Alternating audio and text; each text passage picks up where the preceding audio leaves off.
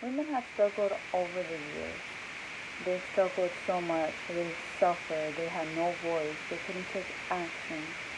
They had to have a male representative by their side making their decisions.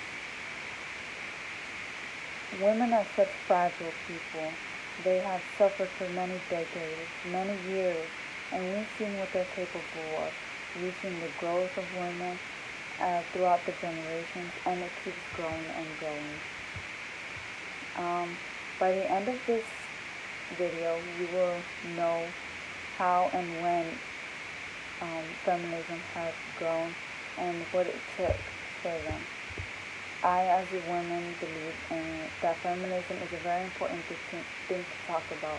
It influences one, especially the young, to know that women can do amazing things and will do amazing things in the future.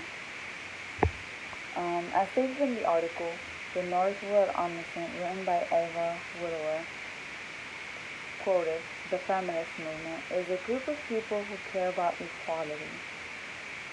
Hendrickson said, "They're working to fight for equality in the workplace and everywhere else." And we've seen it. We've seen that throughout the whole years up to 2020, women have grown.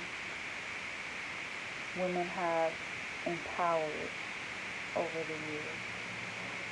I would like to introduce the feminism movement that has grown over the years and what it took to get there.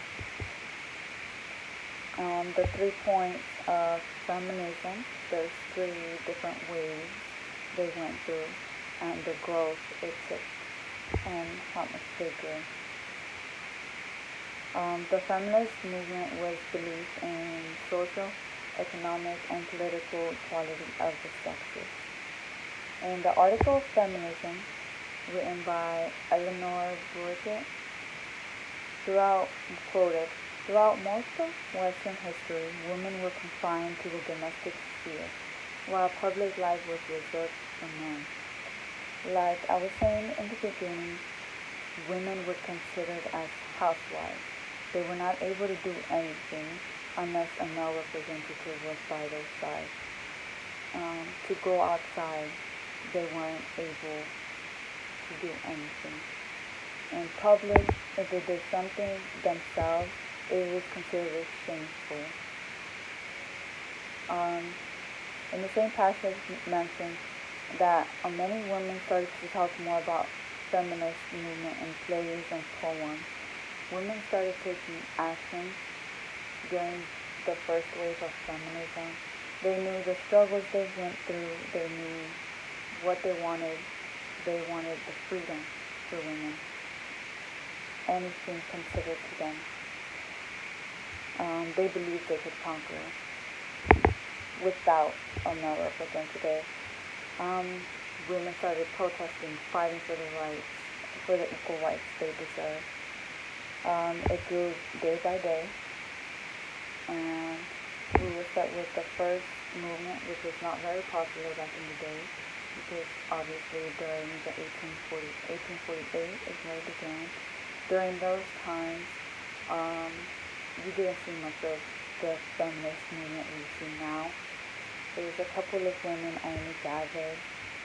It started at the Seneca Falls Convention, where they were fighting for their freedom to vote, the right to vote.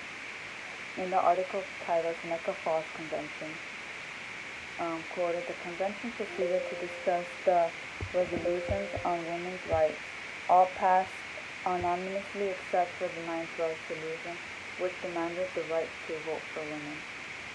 Close unquote. The ninth resolution sought to pass, which was the right to vote. But later on, it was passed on August 26, 1920.